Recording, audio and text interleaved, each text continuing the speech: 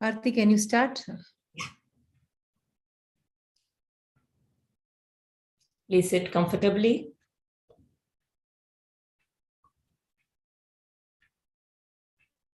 Bring your mind to the here and now.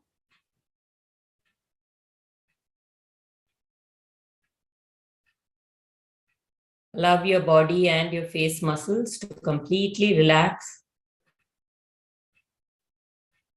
So there's no tension anywhere in your chest, in your shoulders, on your facial muscles. Put a nice little smile on your face.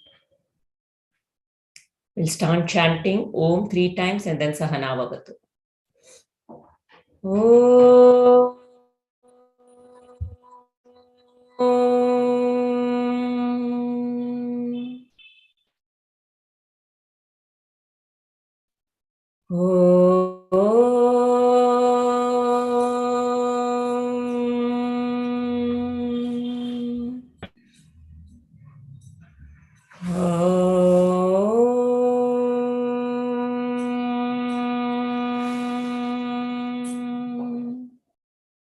Sahana Bhavatu, Sahanau Bhunaktu, Sahaviryam Karavavahai, Tejasvinavadhitamastu ma vedvishavahai. Om Shanti, Shanti, Shanti. Harihi Om. Shri Gurubhyo Namaha. Harihi Om. Om Namo Bhagavate Vasudevaya. Janmadhyasya yatonvayaditaratah chartheshvabhignam swarat tene brahma hridaya adikavaye muhyanti yat surayah tejo varimridam yatha vinimayo yatra trisargo mrisha dhamna svena sada nirastakuhakam Satyam param dhimahi Satchidanandarupaya Vishvotpatyadihetave Tapatraya vinashaya Shri Krishnaya vayam namaha Narayanam namaskritya Naram chaiva narottamam Devim saraswatim vyasam Tato jayamudiraye, tato jayamudiraye.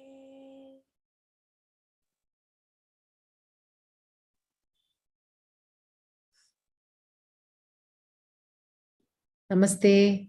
Namaste everyone. Wish you all a very happy Gauri Habba to all of you, and of course the Ganesh Chaturthi for tomorrow. So let me start sharing the screen. Just hold on.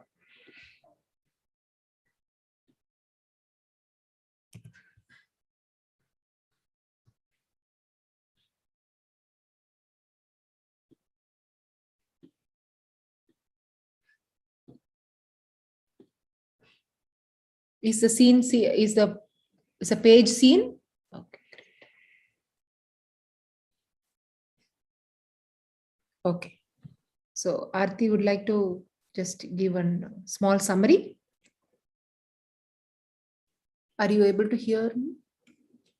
So what we saw last week was the Varaha, Lord Narayana in the form of Varaha comes to save Bhumi Devi, who is in that deluge. There is just everything everywhere. There's just the water of deluge under which Bhumi Devi is there, and now it is time for creation and where to create, and hence Bhumi Devi has to be brought up.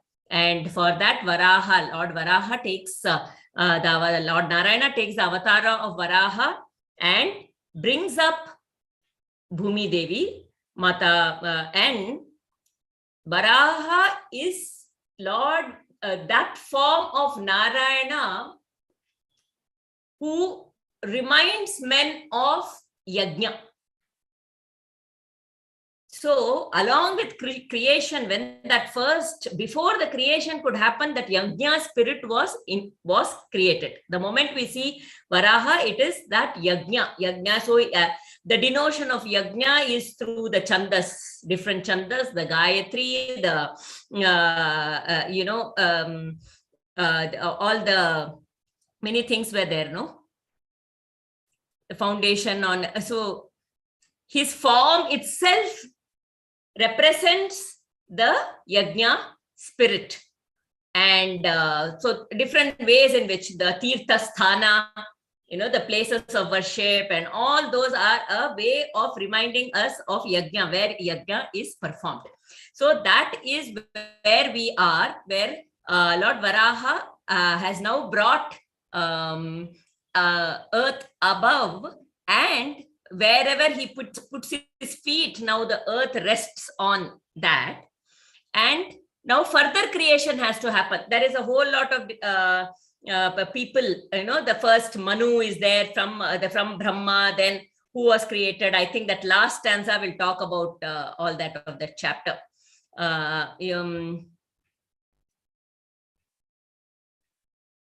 Okay, it's not here. But then now many people, now the whole world is getting created, but in the meanwhile, now the question is asked as to who is this Vara. When Varaha Avtara takes place, there is this demon Hiranyaksha, right?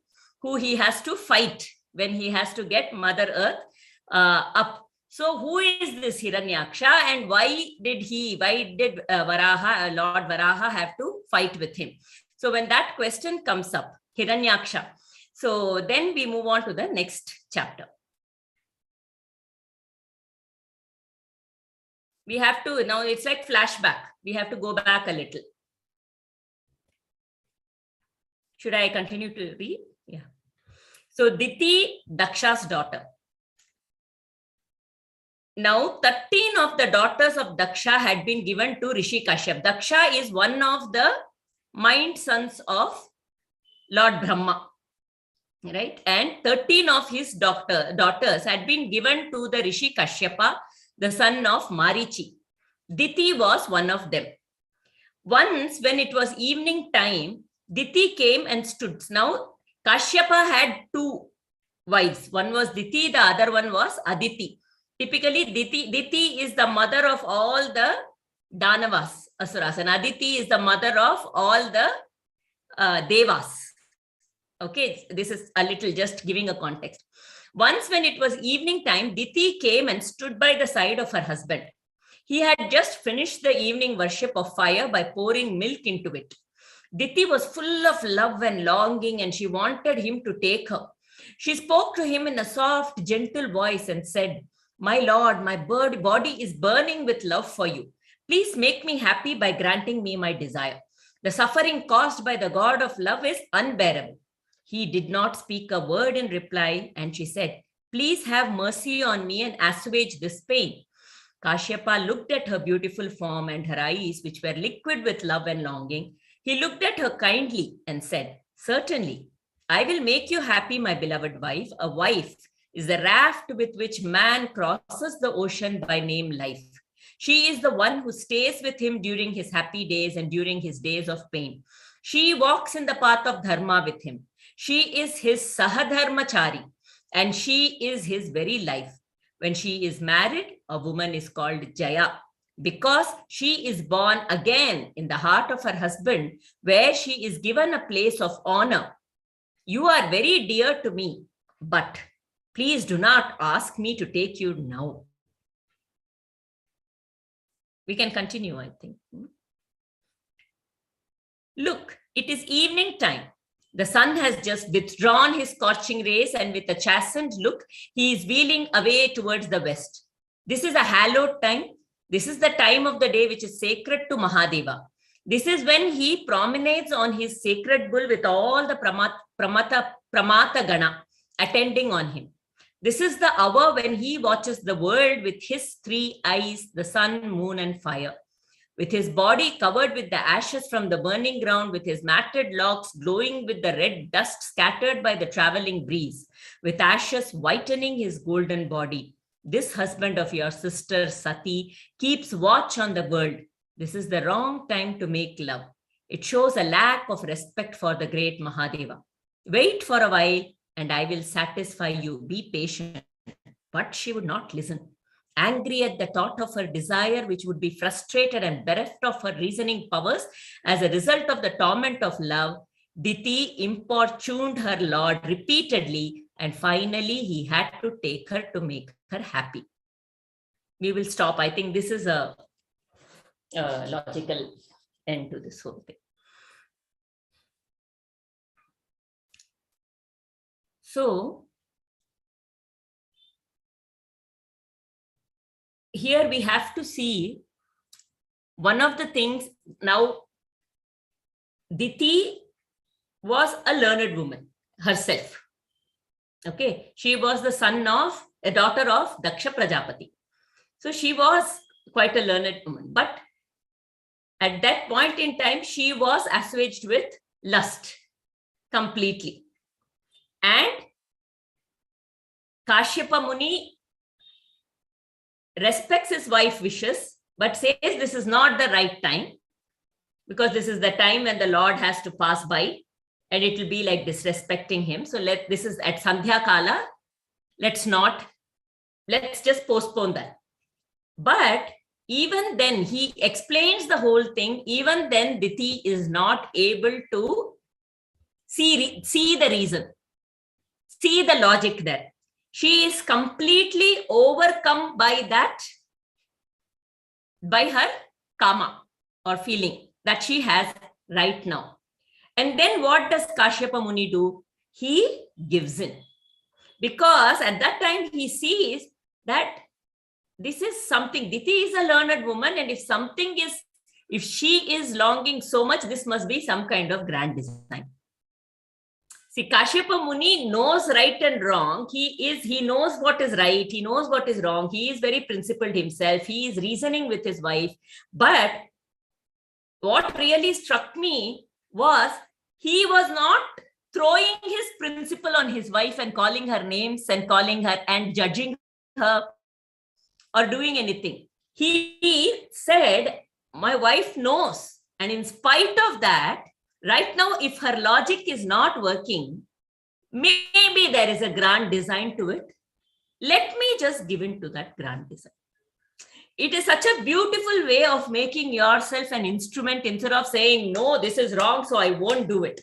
No, that could also have been a very strong this thing. But he said, let me go with the motion of time, the motion of Lord's will, and accept what is. So I really found a sense of surrender in that, a complete surrender or completely being with time. And, the flow of time, understanding and saying, okay, whatever has to happen, chalo, let it happen. Anything else, anybody? Yeah, very beautiful, actually, this one. So very similarly in Ramayana, Rama says, right?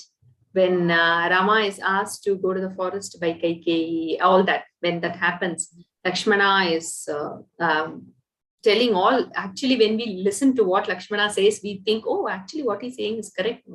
Yeah, this is your duty. You have to be here. All that he says. And finally he says, Kaikeyi, you don't have to listen to such a mother. You don't have to listen to that father who has fallen for, the promise, all that Lakshmana in this. That is the same. Very similarly, Rama also says, see, if a woman like Kaikeyi, she's not someone who was, always like that. In fact, Valmiki Ramayana also says, in a matter of few, just that night, right? Mantra is able to, from somewhere she comes, and then she is able to change her mind, and Kaikeyi is. So if a mother like Kaikeyi is doing this, it is definitely God's will. That is something like very similar to what Kashyapa is saying here. So there are many times in our life also, if we reflect and see, I was thinking there were few things where repeatedly, even if we do not want, it keeps coming to us. Okay, I think the peaceful way of taking it is complete acceptance. And like what very beautifully Aarti said, what was it? Being with that time. I think being in the present and accept. So that gives us a lot of, I think that is how we can go with the flow of life. Otherwise, we will be just unnecessarily putting in our effort, which is total waste. Anyway, it will happen the way it has to happen. So when we flow with time and we do not see that, I don't think that word is here, but when I read Swami Tejomayanandaji's commentary on this, he specifically mentions, says, if someone like Diti has to think like that, there must be some reason. So what happens is that respect is not gone for the person. There's no judgment. Now, if the judgment was there, karma has accumulated. But when there is a flow with the time, with acceptance, without judgment, and with respect, and being in the here and now with a sense of surrender, no karma accumulated. This is also for us. Many times, we use logic. Like what Bala said, right? Lakshmana says, when you use logic, it may be like, yeah, what he's saying is right. What is wrong? What she did was wrong. If he scolds her, there's nothing wrong with her scold. So you can get into that logic also. Correct? And it will sound right when we put logic like that. But sometimes that absolute surrender is beyond logic. It's a complete acceptance. It is beyond logic. That's why when our mind gets into this right or wrong, no, this is right, but I did this, but this is wrong, no, but no, he did, that's why I did this, she did this, so when we get into that kind of logic and this thing, we are not in a sense of surrender, just accepting what happened. And then as we go further, we will see how beautifully this turns out also. In fact, I was very touched with it. Yeah, one more thing that's coming up in you saying right or wrong. See, in Kurukshetra, okay, so basically going beyond that my like and my dislike, my version of right and wrong. Okay, so that is what Krishna is saying, right? Mayar pita mano buddhi. Please surrender your manas and buddhi to me, which means my definition of right and wrong. I need to surrender. I do not know. So I'm giving that part of that ego and my manas also beyond my likes and dislikes, right? So look at Yudhishthira. Okay, the logic, when logic comes, what do we say? Oh, Yudhishthira can, be with Krishna and say that utter a lie. Okay, Yudhishthira truly had surrendered his manas and buddhi to Bhagavan Krishna. That's it. For them, what Krishna says was the dharma at that point. And it is again like what Diti, Yudhishthira is Dharmaputra. He is embodiment of dharma. Okay, in spite of that ego was not there. Okay, oh, this is wrong. I should not do. Even though little that comes, later he surrenders to Bhagavan. Okay, if Krishna is saying, that he is the dharma, right? He himself is dharma. Bhagavan is dharma. It is not my little ego, that is where Bhishma got stuck. Bhishma was stuck because he was not moving with time. He had his own definition of what is dharma, what is adharma. He could not move with time, and later Krishna says that. So even Yudhishthira is a wonderful Arjuna, there's a great archer who knew that, who was always, that when Bhagavan says hit Karna now, all that comes for him. In spite of it, he finally surrenders to the words of Bhagavan. So he is beyond the right, wrong that I know. He is beyond that like and dislike. When we put all those things at his feet, then we are surrendering to the will of his Bhagavan, or accepting the present, moving with time. So I also liked one beautiful way Kamala Subramaniam ji have written also here, is a wife is a raft with which man crosses the ocean by name life. She is the one who stays with him during his happy days and during his days of pain. She walks on the path of dharma with him. She is his sahadharmachari and she is his very life. When she is married, a woman is called Jaya because she is born again in the heart of her husband, where she is given a place of honor. So it was just reminding me, because today I was just reading through the Panchakanyas. Even whether when Rama decides that he needs to go to the forest, and Sita gives him reasons that why she needs to come along with him. So she tells him similar ways, that during your happy days also, but during your days also of your pain, I am going to be with you. That's a pain or pleasure, I am going to be with you.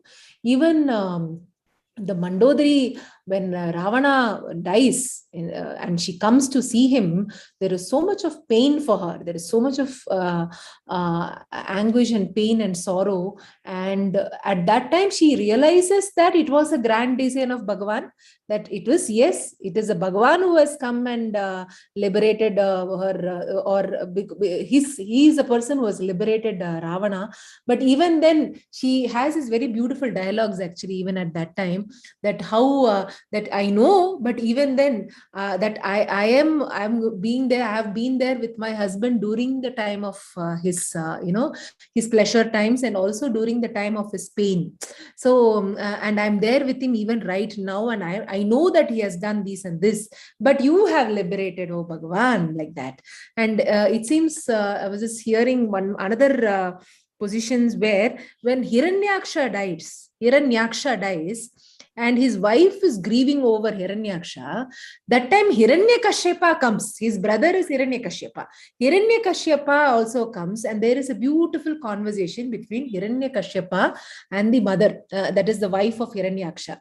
And then he says, yes, you have been there during his pleasurable times, and now during his death times also you are there. And there are so many wonderful jnana given by Hiranyakashipa. That itself is very beautifully, I think, given by Swami Aparajitananda, the life and teachings of Prahalada. I think that is a topic. So wherever, and even you find Tara being with Vali, right? So, or you find Ahalya. So there are all these Panchakanyas, and this is where we women who are there here need to understand the role. People mistake what is feminism here itself, and here itself we can understand what is beautiful role of a woman, that is she's playing as a raft. That, see, every time the woman thinks that she needs to be the boatman rowing the boat. And then they say, I have to row the boat, and I'm getting so tired. So, but the raft is like a foundation. If the raft is not steady, then there is going to be leakage, absolute leakage, and then you're doomed to drown. But if the raft is very well set, and every rod or whatever, the wooden rod is nicely joined together, it is like our koshas are very, very well in a balanced state, then imagine how the raft is. And then our family members are sitting on top of that, and there is Bhagavan who is a boatman who is rowing the boat. Then imagine how the life is. So that is where the role of a woman, only we could feel that, where this is what is called the role of a woman, rather than having all those the other ideas that where is there equality, is there this, is there that. But here actually the role of a raft is so important to proceed in the path of life. Without a raft, is it possible to be in the ocean? No chance. Without a boat, is it possible? So I feel here a subtle, wonderful way of Kashyapa Muni giving us all how the woman is given a big place of honor. So yeah, I would just very, very nicely brought out the feminism part of it here, and very subtly tried to bring out both are needed in this universe, femininity and masculinity, right? So, but what has today happened? Yes, there are some places where women are looked down upon or not treated well. That's another part of the thing, and they need to be empowered and stuff. So what we are really saying here is that a woman who works at home, likes to take care of her children, likes to take care of her family and do everything. And, that is the feminist, those are the feministic qualities in a way: nurturing, caring, showing love, and the masculine characteristics. I'm not saying male, female. I'm saying masculine and feminine, because even within women, these qualities can be there. We are like that Ardhanarishwara. We have masculinity and femininity in different proportions, maybe within each one of us. So now the masculinity is about, ambition and power and, things like that. We're getting those things. But what has been confused today in terms of equality is that we are trying to become more masculine rather than owning up the femininity. What we really need is an empowerment of the femininity, to say this is awesome and I'm proud of it and I own it up completely as well, whether it is a male or a female. But this is also a very important characteristic. Instead of playing a victim mode, I do all of these things, but nobody recognizes me. In a way, maybe there's not recognition, but then you feel empowered, you take it. So what is really required is empowerment and not comparing and trying to become like a male. I think that's where we are confused. And that's where this beautiful thing, it's like two things, you see that Arundhati,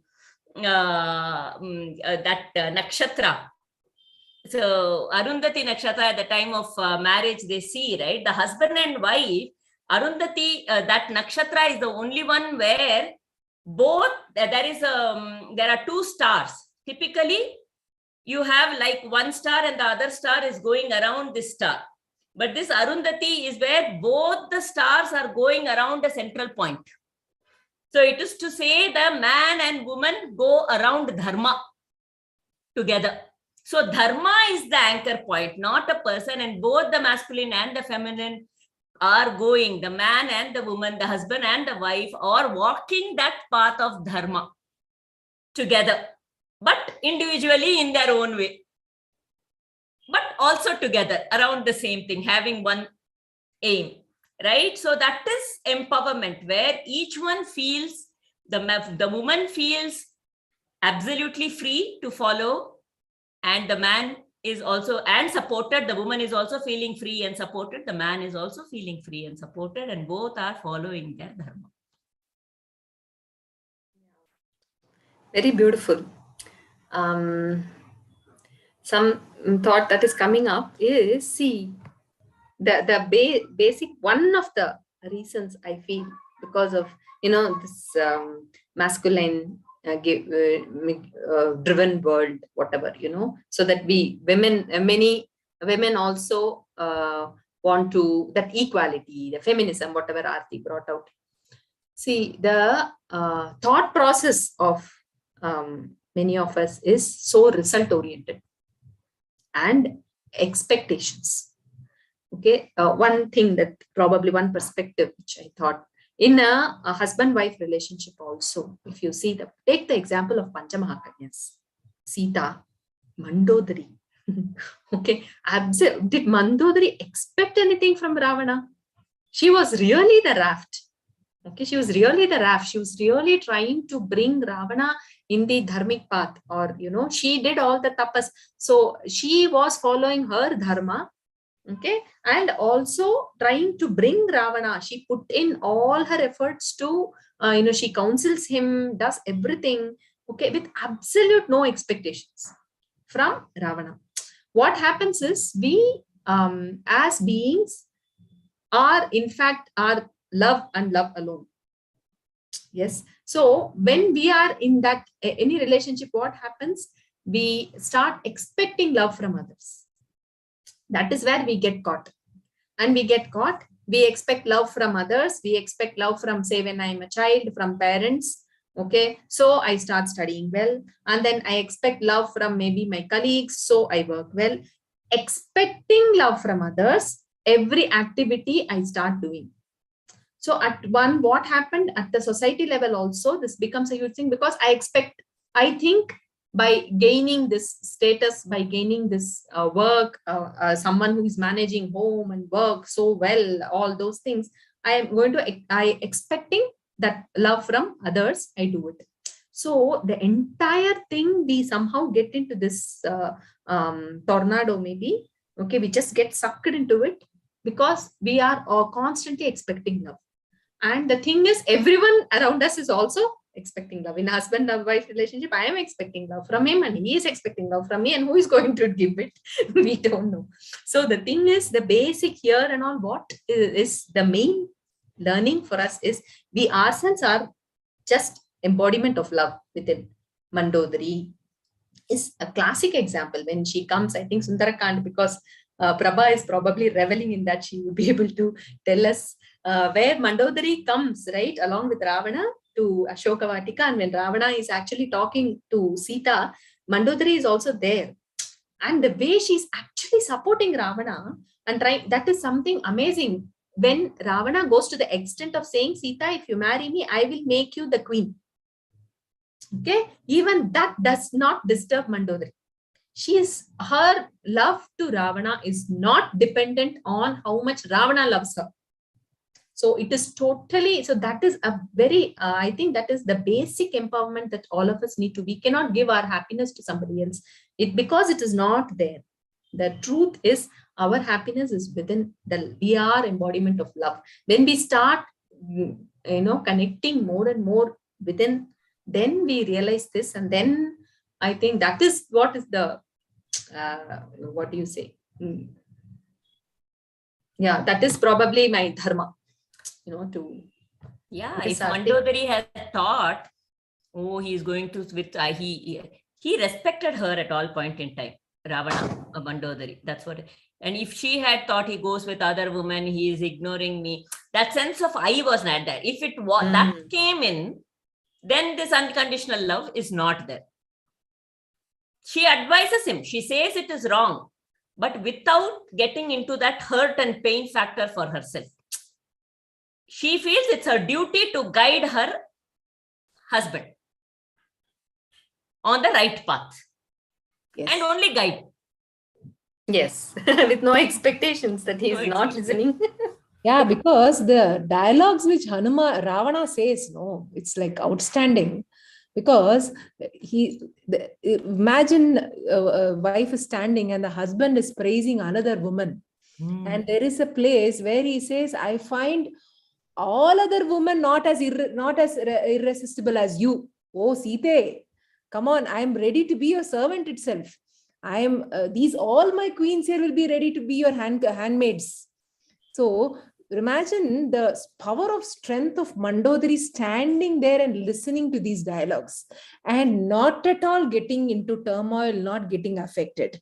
And I was so marveling at those because I was practicing for the dialogues, I was writing those. And for me, what struck was, my God, what is this Mandodari standing there and what is she doing there? What must be her state of mind? And here the state of mind is so calm. It is like, it's a calm lake. And there were no ripples, no vrittis, nothing. My God. And say there, whatever Ravana said, she's there just listening. And only as listening, it is not hitting her. Why it sometimes hits? Because you're not knowing your own self-worth. And Mandodari was so having that, knowing that self within her, so nothing could shake her. So, am I not beautiful? No question. Am I not good looking for my husband? Am I not this thing? Why is Ravana telling that to Sita? Everything in the world will be in your feet? Huh? How can that be? I have been serving Ravana for so many years. Nothing. It was so, that scene was so good. And I actually happened to have a discussion with Raghuramji and said that, how can Mandodari just be there with Ravana speaking like this, Raghuramji? Then he just smiled. You tell, I think I told this earlier also, what is she seeing in Ravana? Then it suddenly just dawned on me, she's not seeing the external things of Ravana at all. She's just seeing, he very beautifully said, what is she seeing, Prabha? She's seeing his internal self. That's it. She's just seeing him there. So when she's there connected to him internally, all these around things is not affecting her. That is why she's called as a Mahapanja, one of the Mahakanyas. No, like that. So it was such an actually an inspiration for me when I was hearing about Mandodari, how sometimes we fall into the loops and then it goes into a never-ending maze. We are often caught with the outer personality rather than the substratum. Absolutely. Our own personality and the other's personality. Because we are caught with our own personality, the outer personality, even in the others, we see the outer personality. That is very shallow. When we are connected with the essence, the deeper essence, the substratum, the Bhagwan within, then it's like Kashyap saying, oh, God is playing this through her. Let me go with time. Beautiful. Very hard to follow it. I think it is like, you know, that lake, you brought up that lake, right? See, there is a lake bed. Okay, there is some undercurrent. And then there are ripples and waves, whatever, you know, on the surface of the lake. So we can kind of, you know, visualize that surface of the lake is this body. You know, when I'm surface, I'm looking at Aarti here, you know, sitting, Prabha here, sitting. At the surface, I am there. So identifying with one wave, okay? Taking ocean, for example, whatever way, lake or ocean, river, or so I'm there at that level. So only at the body level interaction is happening. Okay, identifying because I am identified with this and I am seeing other. Okay, as we move further to the subtle, okay, there are mental level connections also, right? At the mind, when I am so identified with something and I can connect to someone who is in the same thought process. Even this Bhagavatam, for example, maybe, you know, at the mental plane, we all are connected, not at the physical plane, right? All of us are. And further down, that bed, imagine that sea bed, it is just one thing running through, that oneness, that substratum which is running through. Yeah, the moment we identify with that bed, okay, the rest all, we are just watching it happen. There is no boundary, there is no identification. This is mine, that is you, this is me. No, because right now I'm that never-ending bed. You know, that self within, or whatever Ramana says, no, that self within. So when we are with that Antaratma, that bed, it doesn't matter who is talking, what is going on, something is going on there. So I'm identified with this bed and whatever part is needed is being done. There is no identification with my body, my mind, my actions also there. It is all, so probably Mandodari was in that state, I think. Otherwise it is. Okay. We can move on now. No?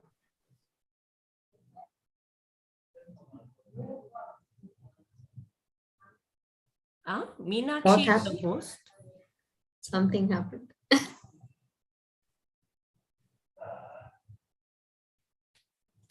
Are you there? She's left. Okay, maybe there was some. Okay. Should we just read from the book? Yeah. She's coming in. Come back.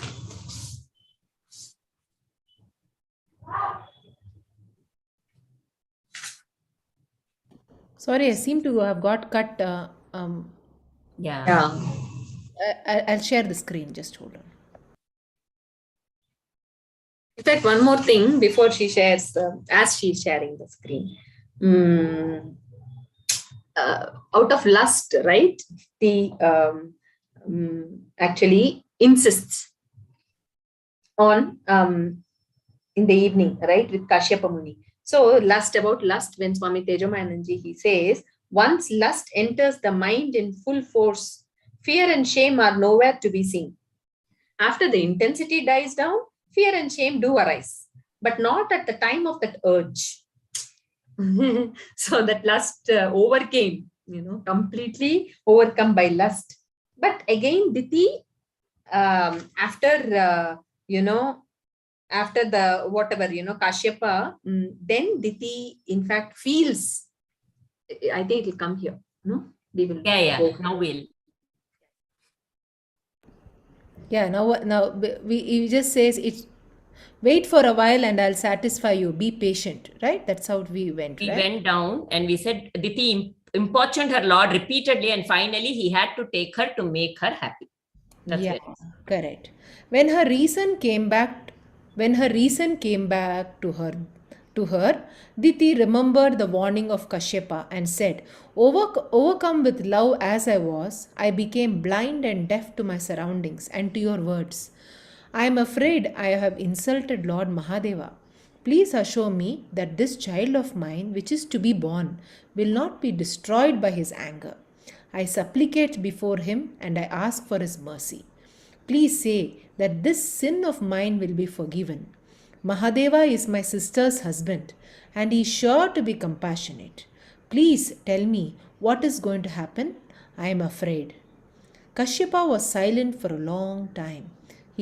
Finally he looked at his wife who was standing with downcast eyes and said, You have sinned. Your mind was filled with earthly desire when you came to me. You have disobeyed me and you have insulted Lord Mahadeva by your disrespect towards him. These three faults cannot go unpunished. You will be the mother of two sons who will be wicked.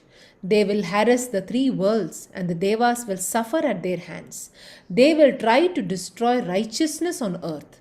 Holy men will be tortured, and your sons will spell terror for the entire world until Lord Narayana decides to rid the world of its tormentors. Should I continue? Diti knew that it would all come to pass. She fell at his feet and said, I have but one boon to ask of you, my lord. Let my sons be killed by the Lord himself. Let them not die because of the curse of a Brahmin. The one will grant them mukti, while the other is sure to damn them forever and forever.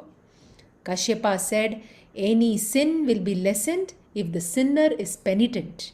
You are now sorry for what happened. You have honored Narayana by wanting him to be the death of your sons, and you have requested me and Mahadeva to forgive you. I therefore assure you that your sons will be killed by Narayana and by no one else. And again, I'll tell you something which will comfort you. Your grandson will be the greatest bhakta of Narayana. The world will ever praise his devotion to the Lord. They will remember him as long as the name of the Lord remains on the lips of men. Like gold is cleansed by being so well burnt that all the dross is destroyed, even so men will burn all their worldly desires to be like your grandson in their devotion to Narayana. Super. So a few points here right at the beginning. Now this part I am going to take in on a little bit of the Garbha Vidya part here. So now this what we are looking at is the conception time, conception phase. Correct? At the conception time, it is given a lot of importance in our scriptures. There is a whole Upanishad on called Garbhopanishad. How a baby is conceived is a very, very important thing. The whole, what is the state of mind of the parents at the time of conception of the child when they come together, and before, what kind of preparation a parent has to go through in terms of mental purification, bodily purification. Basically it means going beyond the body and being at the higher level, not to be just strongly connected only with the body. Then when you come together, it is a very different. But if you are at an elevated status and the intention behind having the baby is at a higher intention, is at a more evolved intention, then that child, the soul that you will receive in your body, in your life, as your child, will be of an elevated status. So right from the preconception phase, almost 1 year, at least 6 months before, you work on yourself so that you elevate yourself. And even at the time of conception, what is the state of mind with which you come together? When it is lust, what is it? You are largely with your body. Lust is a thing of the body and the mind, right? So it's only when you have gone beyond that and you say, I want a healthy and spiritually evolved child in my life, then when such an intention is put across and you come, even that time of conception, the preconception, with what state of mind you come together and to receive this baby in your life, really, that is the consequence will be accordingly, depending upon your identification and depending upon so that is also coming out beautifully here, right? So now Diti, at the time, she was full of lust, so she was completely with her body, and hence what was the kind of children she was going to get? She was going to get children who are going to create havoc on earth because of their very strong bodily identification. But because the father was still in a higher state of mind, they will be liberated by Lord Narayana. And there is another grand design to this also, which we will see later. Okay, but because the father was still in his higher self, he will be liberated by Lord Narayana. That was granted. And also only because first what he says, the moment she says, I hope they are not affected because of Mahadeva's anger. Then he says, no, they are going to create havoc and Lord Narayana is going to come and destroy them. But then she repents and she says, I made a mistake. First, she understands that she has made a mistake. But even in his words, she recognized the fact that Lord Narayana is going to kill my children. Oh, she saw one silver lining there in that whole wrong. She was, only a person who is well evolved will be able to identify that particular thing. So she said, oh, at least Lord Narayana is going to kill my children. So that's a good thing. So there is a consequence how that at the time of conception and your intention behind having this baby, and how we are during the pregnancy period. What kind of inputs are we listening to? Because that is my child is connected to this, the mind of the parents, the child, the mind of the baby in the womb is connected to the mind of the parents. So what are the kind of inputs you are getting? What is it that is happening in the environment? What kind of talks are people having? All that becomes an input and feed to the child. And if we want, we can reprogram that phase beautifully by giving this baby a good stepping stone to be there at an elevated status by putting ourselves through the right inputs and the right environment. Fantastic. This I happen to is such a beautiful coincidence. In Patanjali Yoga Sutra, we were writing about brahmacharya. Okay, what Raghuramji was talking. So when Aarti was mentioning, see, even the mother, father, there has to be a purification. There is a purification phase. Okay, preconception, not even conception, preconception. So something like, a question, it was bothering last week due to some of the things that were happening. It's like, earlier generations, okay, whatever anxiety, depression, ADHD, so many mentally related things. Now we hear, right? We attribute it to diet. That is different. We attribute it to lifestyle. Yes, these are all the gross things that we are seeing. Okay. But today, when I was listening to this brahmacharya and all that, then I realized it is not just that. At the subtle level also, we as a generation of parents, have we been, pure enough or prepared enough, at the mental plane as well, at the energy plane as well. So just to take through very, in a quick way, we all know prana is the one which is the life force that makes all the physiological functions happen, and is that life force which brings in that rhythm in our entire system, body, mind system, right? So brahmacharya is all about channelizing that prana to higher centers. Okay, when brahmacharya is at a very low center, food and sex. Okay, so brahmacharya, there is no brahmacharya. I am just indulging and living according to the needs of my body, according to the likes, raga, dvesha of my mind. That's it. just life of indulgence. Okay. I feel our generation has been more indulging than our parents' generation. I don't want to offend. I'm not offending anybody. No generalized statement. Just my viewpoint here. That's all. So, as parents, when we follow brahmacharya, when that practice over years, comes in, where slowly the energy is channelized to the higher centers, then very beautifully Raghuramji said, so that is why in Gurukulam those days, during brahmacharya ashrama, okay, all the children were not given comforts. Even a king, a prince would come and stay in a very simple place, do all the work, serve Guru, and everyone were under one roof, and they had a very simple life, and they were taught what was good for life, and many things were restrained. Even today in monkhood, that is there, no restraint was there, and things were not given before they were psychologically matured enough. So this even this sexual urge, when it comes at the age of teenage, okay, during the Gurukula ashrama, it was completely restrained, and that energy was channelized to serve, work. So it was at for the intellect and the intuition centers were actually opened up, rather than the energy being completely in the lower planes. Okay, so but when that happens and when they enter the Grihastha ashrama, yes, so they have practiced brahmacharya. So when they enter Grihastha ashrama, it's a long-term sadhana. Okay, so brahmacharya, they are established. So Patanjali says, for someone who is established in brahmacharya, the higher spiritual energy is the phala.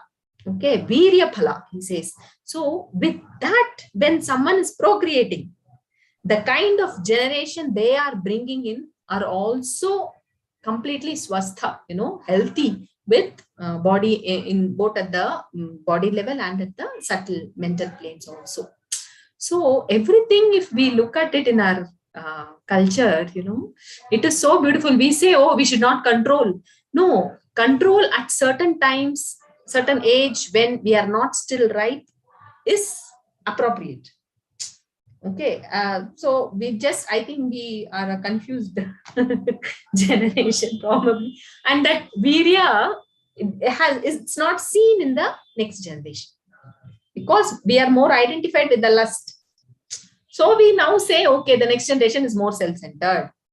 We are also responsible for their, so somewhere. Here, one thing I thought I'll share, because it's I was just I read a nice article by Mother, and of course she mentions about anger, but it could be any kind of an emotion there, any kind of a feeling or whatever. And she was saying that any kind of such lower nature kind of things come, we think that it just comes deep from within us, but that is not within. Actually, it is an external movement which comes. So when an external movement comes, it brings about some kind of a kind of an internal movement, and then we start getting angry, or we just immediately burst out like a volcano, or maybe a kind of some other urges come, right? There are different urges, right? So, and she was saying that how to live a conscious life.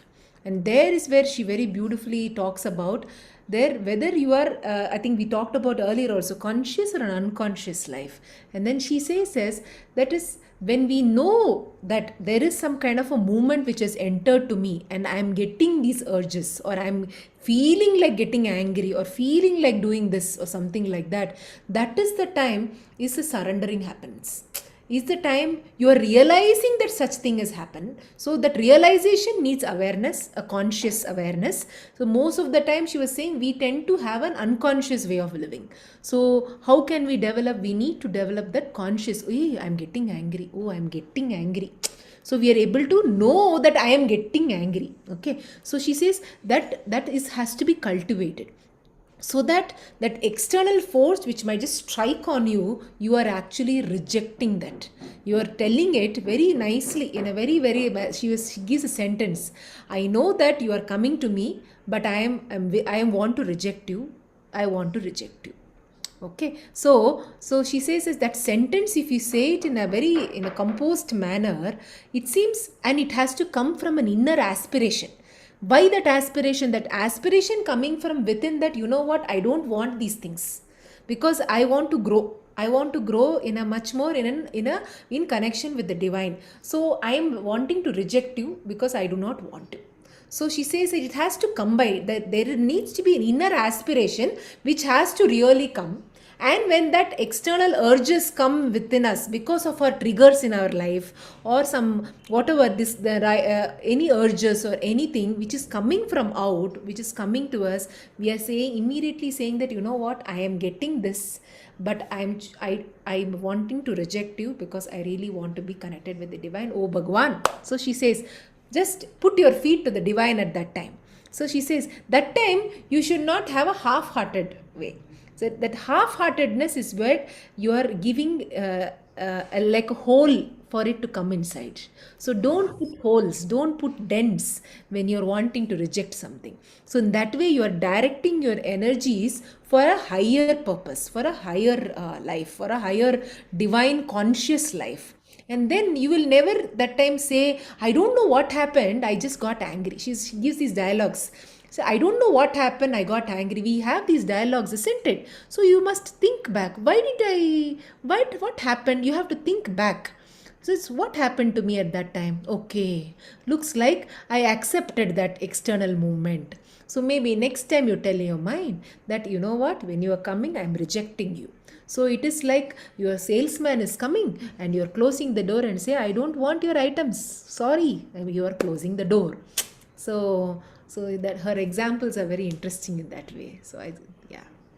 And also when Bala was mentioning the lifestyle and the prana, when we make changes in our lifestyle, when we don't have, we are not clear about our lifestyle, we are living according to our senses, right? My sense is asking for this, I eat that. My sense is asking for that, I watch that. My sense is asking for this, I listen to that, without any pause, without saying, I reject you, I don't want you right now, and I'm just not there. And then when you consciously take control over your lifestyle, then automatically what is happening is your prana is getting diverted it is getting elevated.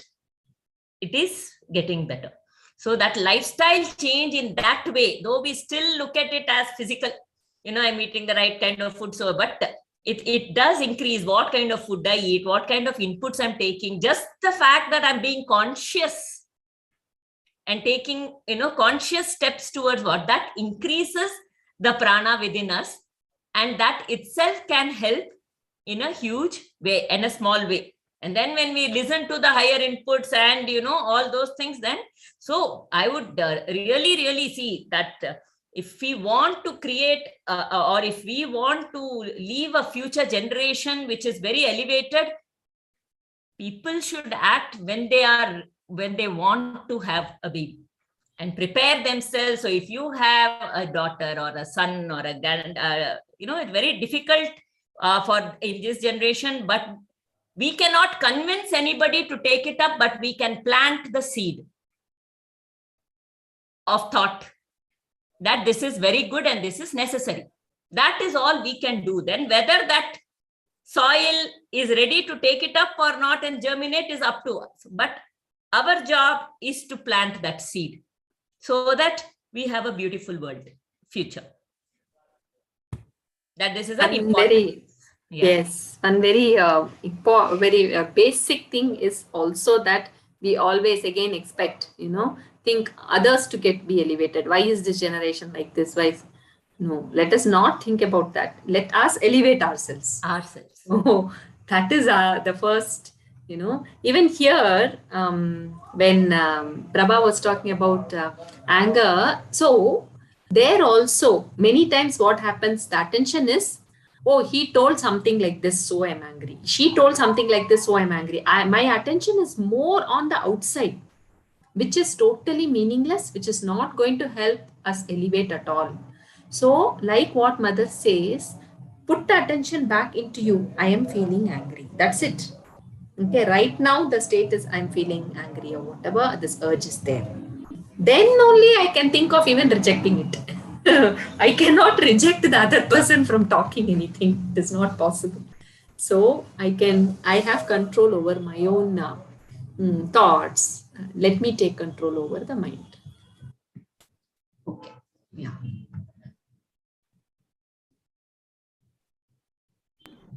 I think the last, very beautiful also here, Kashyapa says, so any sin will be lessened if the sinner is penitent. I think each time Bhagavan keeps telling, and Kunti Mata, everyone keeps telling, that Bhagavan is ever merciful.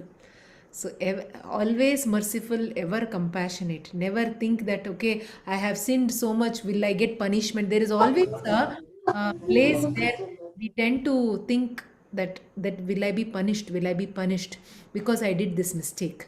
So, but when there is a connection of this love and respect towards Bhagavan, then we think it's like the child coming to the mother saying that, Amma, I did this mistake, Amma. And the mother will scold, but finally the mother is going to give a hug to the child. I said, okay, you've done this mistake, okay.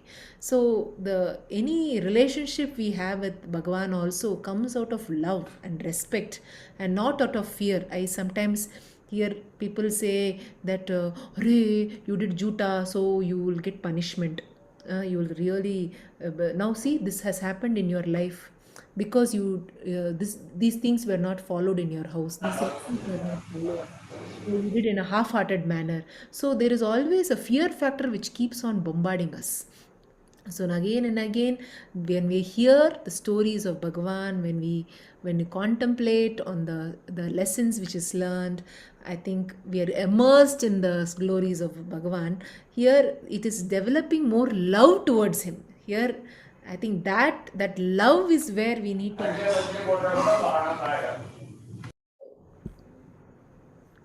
yeah, somebody is, yeah, no problem. So that I think is very, very important, is what I feel. So the reward, see, your grandson will be the greatest bhakta of Narayana. So I hope everyone understood who will be the grandson, right? So I think that suspense, I'm sure many of you know that also, right? Who is the grandson of the Diti, right? So who is the son of Hiranyakashipu? I'm sure everyone knows, right? Yes. So we'll end the session. I think this is a very fantastic way to end the session, right, Darthi? Anything coming across for you? Any song or anything? Oh, I think what we will do is, I think this was a suggestion by someone. I'm sure, no, I think it was Annapurna, that every class we must chant at the end. Okay. Om Namo Narayana. 21 times. It shouldn't take much time. Yeah, 21 or 16 times, whatever is. Yes.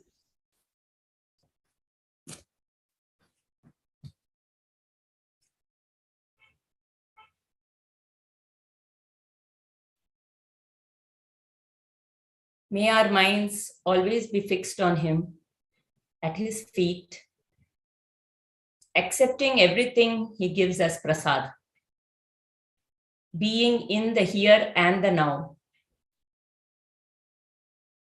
with total surrender. Om Namo Narayanaya. Om Namo Narayanaya. Om Namo Narayanaya. Om Namo Narayanaya. Om Namo Narayanaya. Om Namo Narayanaya. Om Namo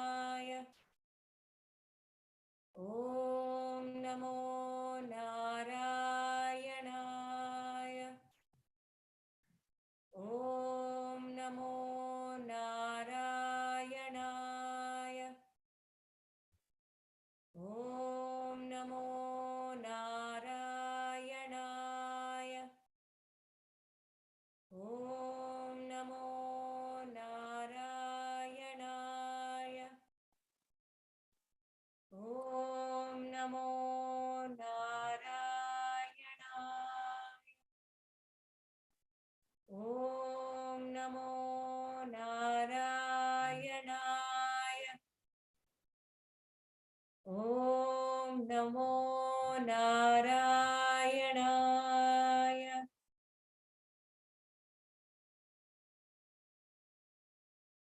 ॐ असतो मा सद्गमय तमसो मा ज्योतिर्गमय मृत्योर्मामृतं गमय सर्वे भवन्तु सुखिनः सर्वे सन्तु निरामयाः सर्वे भद्राणि पश्यन्तु मा कश्चित् दुःखभाग् भवेत् ॐ शान्ति शान्ति शान्तिः हरिः ॐ श्रीगुरुभ्यो नमः हरिः ॐ